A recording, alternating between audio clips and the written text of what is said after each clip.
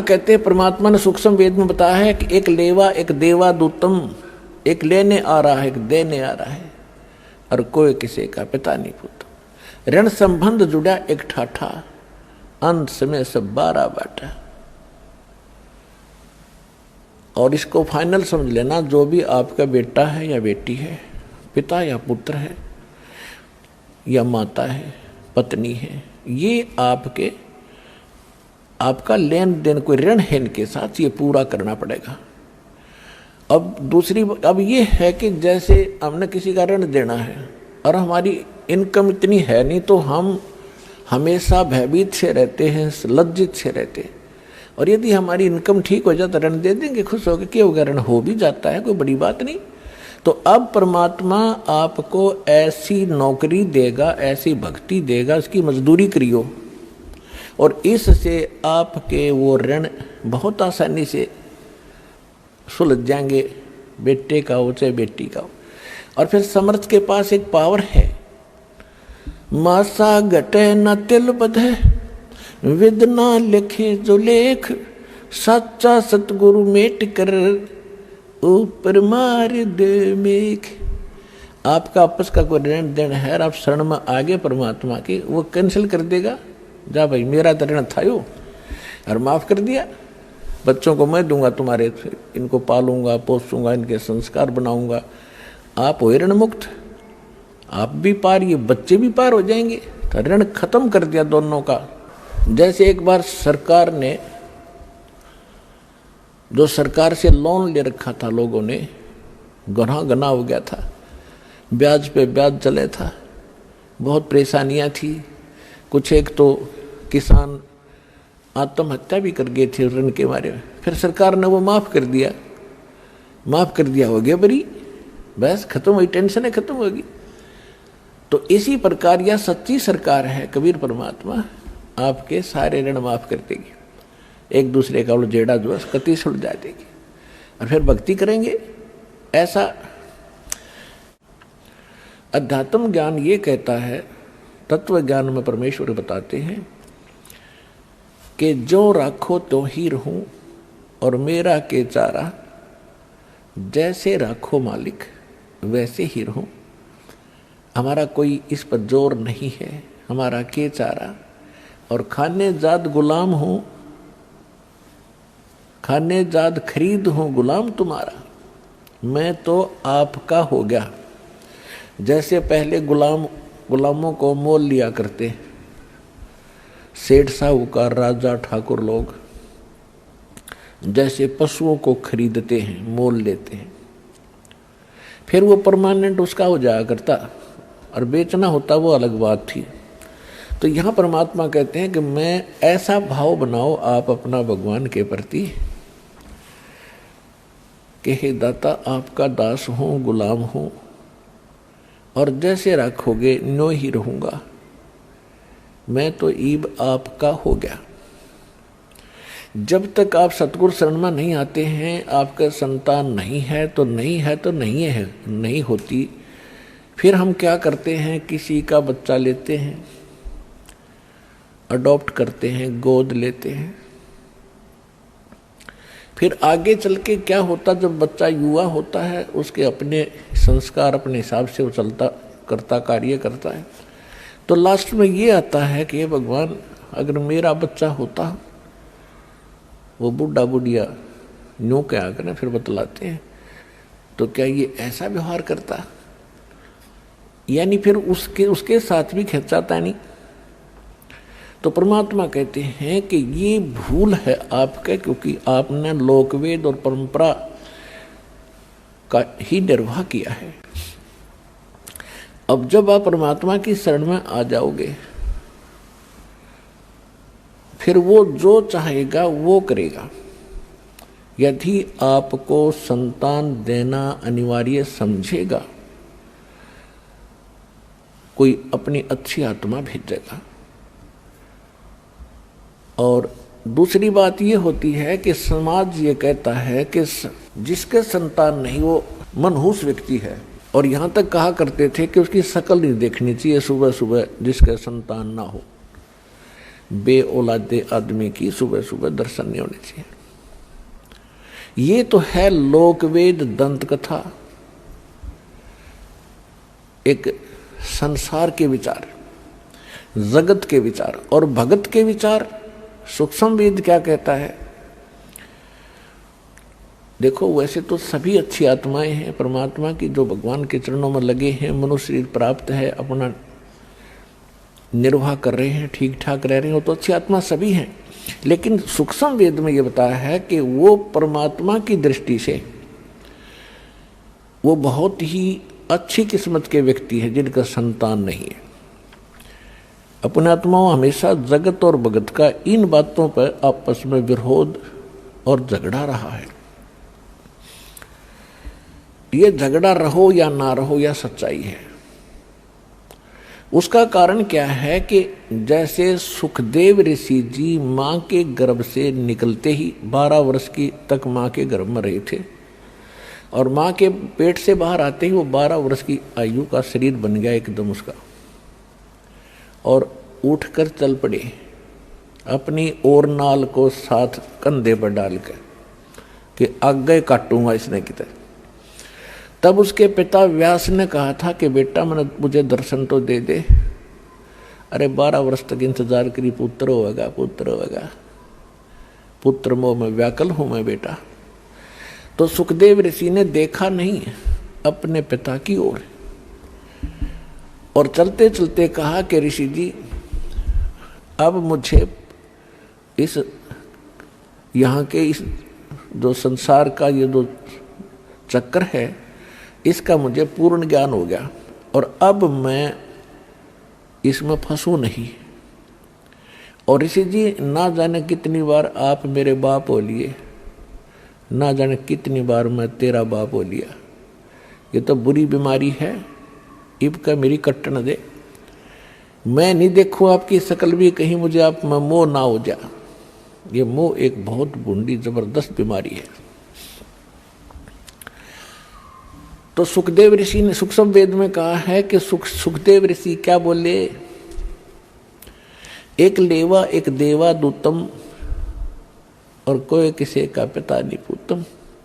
ऋण संबंध जुड़ा एक ठाठा, अंत में सब 12 बाटा। आज आप कितने प्यार से रह रहे हो, आपके बेटा बेटी कितनी अच्छे लगते हैं भी अच्छे, सबको प्यार लगता है क्योंकि यहाँ रह रहे हैं ठाठ से उनके साथ। 1 मिनट में मृत्यु हो जा, बेटा मर जाए, बेटी मर जाए, आप मर जाओ, पूरा परिवार नाश हो जाता है। वो प्यार भी है, अच्छे भी लगते हैं, फिर इसका बने क्या? What is use? फिर कहाँ गया वो आपका जुगाड़? सारा जीवन खो दिया इससे काम पे। और भक्ति भी करते हैं, सत्य नहीं करते हैं, शास्त्र अनुकूल नहीं करते, नकलियों के पास करते, तो वो भी व्यर्थ। एक समय एक कोई परिवार पूरा का पूरा जिसमें 15-16 सदस्य थे, एक गाड़ी में 12-13 सदस्य, एक बूढ़ा घर पर रह गया था और बाकी सारे सत्संग में भेज रखे थे किसी संत के सत्संग में, और 20-25 वर्ष से वो सत्संग में थे। सत्संग सुनकर वापस आ रहे थे या सुनने जा रहे थे, इतना ध्यान नहीं। दुर्घटना में 12 के 12 मर गए। चुच्ची बच्चा का आग्रह ना, वो नाश हो गया। एक बूढ़ा रह गया 70 साल का। अब क्या है ये? ना जाने काल की कर डारे, किस विध ढल जा पास आवे, और जिनाते सरते मौत खुड़कती, उनानो केड़ा हासावे। तो यही संसार के अंदर इस गंदे लोक में आप जिस आस को लेकर जी रहे हो, या आपकी भारी भूल है, और यह भूल मिटेगी भगवान से, इस सच्चे ज्ञान पर। फिर बात रही कि ये भी मालिक को मालूम है कि ये 3 गुण, इन तीनों गुणों का जो त्रिगुण में माया का जो दबाव है, ये ब्रह्मा विष्णु महेश स्वयं नहीं बचे इससे, तो जीव नहीं बच सकता। अब परमात्मा का सहारा चाहिए इस जीव को। तो किस परमात्मा का? यदि आप ब्रह्मा विष्णु जी का सहारा लेते हो युग काल के अंतर्गत, और काल ने आपको फंसा रखा है, तो आप इस जाल से बाहर नहीं हो सकते। यदि शंकर जी की पूजा करते हो तो भी नहीं हो सकते। ब्रह्म की पूजा करते हुए स्वयं ही आपको फंसा ही रहा है, ये तो आपको इस मार्ग पर आने ही नहीं देगा जिससे आपका छुटकारा हो, क्योंकि इसको यहाँ आपको फंसाए रखना इसका एक उद्देश्य है कि इसको भूख लगती है, इसको श्राप लगा हुआ है काल भगवान को, ब्रह्म को, जो गीता अध्याय नंबर 11 के श्लोक नंबर 32 में कहता है कि अर्जुन मैं काल हूँ और सबको खाने के लिए अब आया हूँ, श्री कृष्ण में प्रवेश कर गया हो, ये ऐसे करता है।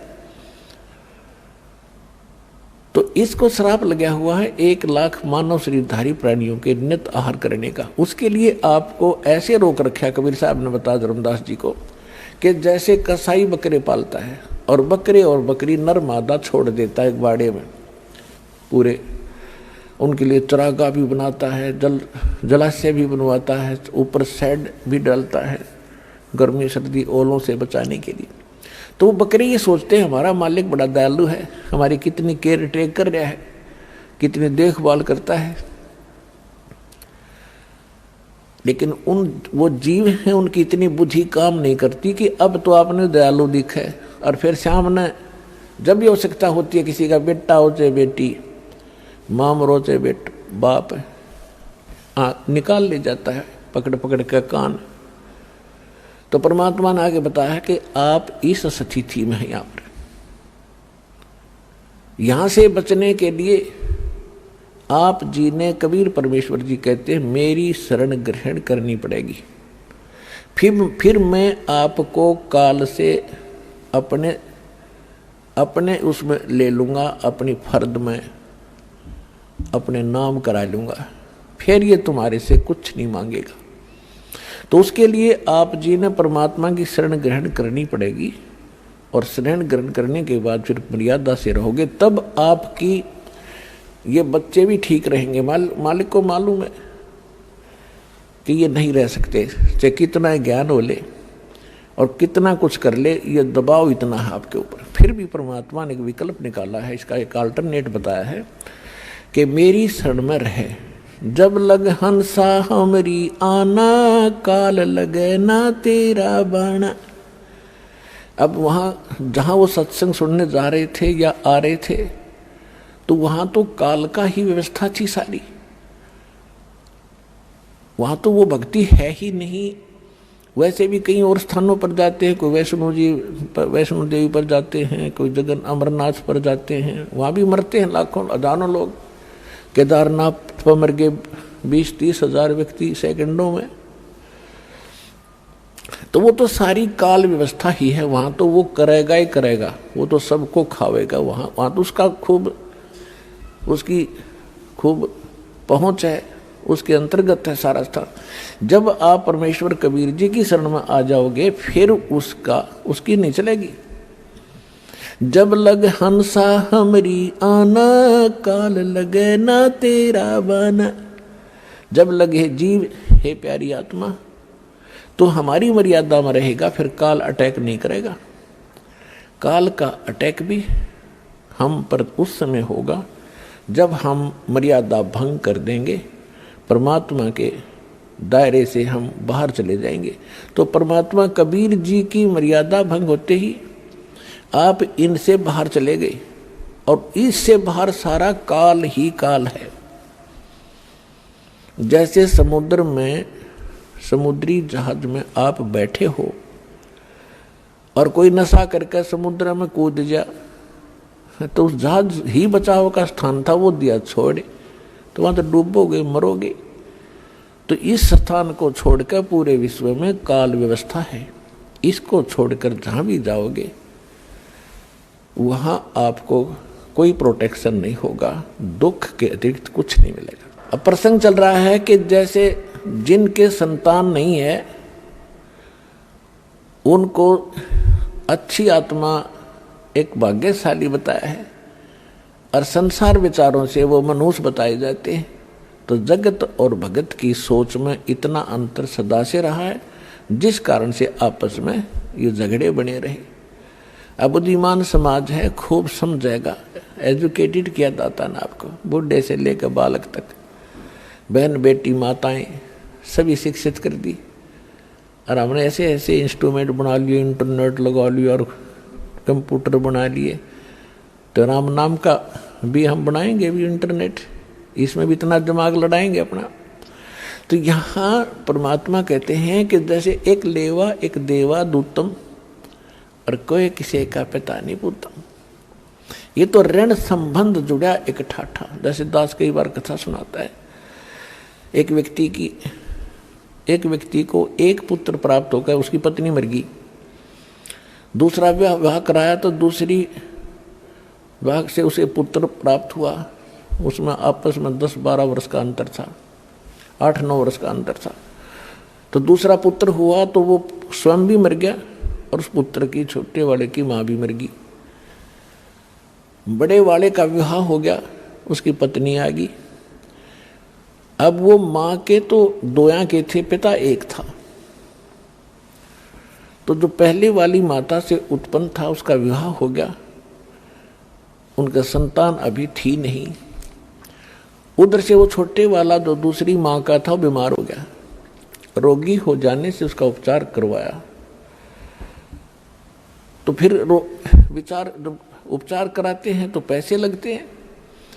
तो दोनों पति पत्नी ने विचार विमर्श किया कि इसका इलाज कराएंगे और ये बहुत पैसा खर्च हो जाएगा, और क्यों ना इसको विष देकर ख़त्म कर दें।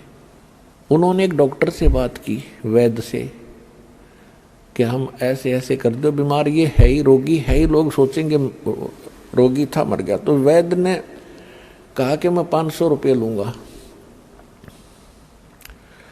अच्छी संपत्ति थी, संपत्ति का वो वारिस था 50% का।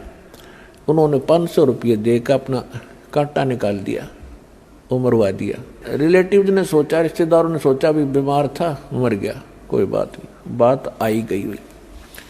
उधर से क्या हुआ कि उधर से उसकी पत्नी को गर्भ रहा, एक पुत्र की प्राप्ति हुई और खुशी का ठिकाना नहीं। उस बच्चे को बड़े लाड प्यार से खवाया प्याया, गिने दिनों में वो युवा हो गया, सेहत अच्छी थी। पहले 12-13 वर्ष की आयु में विवाह कर देते थे, उस बच्चे की शादी कर दी, विवाह कर दिया। विवाह के कुछ दिन के बाद वो बच्चा बीमार हो गया। उसका वो भाई जो बीमार हो गया, उसका लड़का, तो उसके ट्रीटमेंट के लिए उसने कति देश विदेश तक सभी झाड़ फूक वाले, किसी ने 1000 रुपये मांगे, 20,000 मांगे, सब दे दी। वैद्यों ने भी जो मुँह मांगा पैसा दिया, लेकिन रिजल्ट 0 रहा। आधी संपत्ति भी बिक गई और लड़का खाट पकड़ गया, अस्थि पंजर शेष दिखाई दे। तब उसने एक दिन, उसका पिता बैठा था साथ में, चारपाई के साथ में। लड़के ने कहा कि भाई साहब एक काम कर, अब मेरे कफन की लकड़ियों की तैयारी कर ले, तेरा मेरा हिसाब हो गया। अब केवल लकड़ियों का और ये कफन का हिसाब किताब शेष है, उसको कर तैयार। अब उस व्यक्ति ने सोचा कि लड़का इतना डिस्टर्ब हो गया, इसका मेंटली डिस्टर्ब हो गया, यो मुझे भाई कहता है। उसने कहा बेटा मैं तेरा पिता हूँ, तेरा बाप हूँ मैं। बोला नहीं, तू मेरा भाई है, और विचार कर मैं तेरा वो भाई हूँ जिसने तुझे विष देकर मरवाया था। मैं ही तेरे घर पे आया हूँ तेरा अपना बदला लेने के लिए, अपना ऋण वापस चुकाने के लिए। और जितनी मेरे हक की, मेरे राइट की संपत्ति थी, मेरे भाग की, वह पूरी खत्म हो चुकी है। अब तेरी शेष है। तब उसका पैर तले की धरती खिसक गई। अपने कुकृत्य का उसको याद आया। तब उसने पूछा कि अभी एक बात बता दे, मैंने तो जैसा जुल्म किया था मेरे सामने आ गया, एक ही पुत्र हुआ, आगे आस नहीं, मेरा तो कुल नाश हो ही गया। पर एक बात बता, हमने तो जो जुल्म किया तेरे साथ हमारे सामने आ गई। इस जो तेरे भाई आई है, ये लड़की जिससे तेरा विवाह हुआ है, अब इसने कि कौन सा पाप कर दिया, यह जिंदी फूकी जाएगी तेरे साथ, क्योंकि उस समय सती प्रथा थी कि तेरे साथ या जीवित जलाई जाएगी। इसने कौन सा दोष कर दिया बेचारी ने। तब उसने बताया कि वो डॉक्टर कहाँ है, वैद्य कहाँ है जिसने मुझे विष दिया था कि तेरे 4 वर्ष के बाद उसकी मृत्यु होगी थी। तो लड़का कहने लगा ये वही दुष्ट आत्मा है, अब यह जिंदी फूकी जाएगी। और ऐसा ही हुआ, ये कहकर शरीर छोड़ गया। तो यहाँ कहते हैं परमात्मा ने सूक्ष्म वेद में बताया है कि एक लेवा एक देवा दूतम, एक लेने आ रहा है एक देने आ रहा है, और कोई किसी का पिता नहीं पुत्र। ऋण संबंध जुड़ा एक ठाठा, अंत समय सब 12 बाटा। और इसको फाइनल समझ लेना, जो भी आपका बेटा है या बेटी है, पिता या पुत्र है या माता है, पत्नी है, ये आपका लेन देन कोई ऋण है इनके साथ, ये पूरा करना पड़ेगा। अब ये है कि जैसे हमने किसी का ऋण देना है और हमारी इनकम इतनी है नहीं, तो हम हमेशा भयभीत से रहते हैं, लज्जित से रहते हैं। और यदि हमारी इनकम ठीक हो जाए तो ऋण दे देंगे, खुश होकर, क्या होगा, ऋण हो भी जाता है, कोई बड़ी बात नहीं।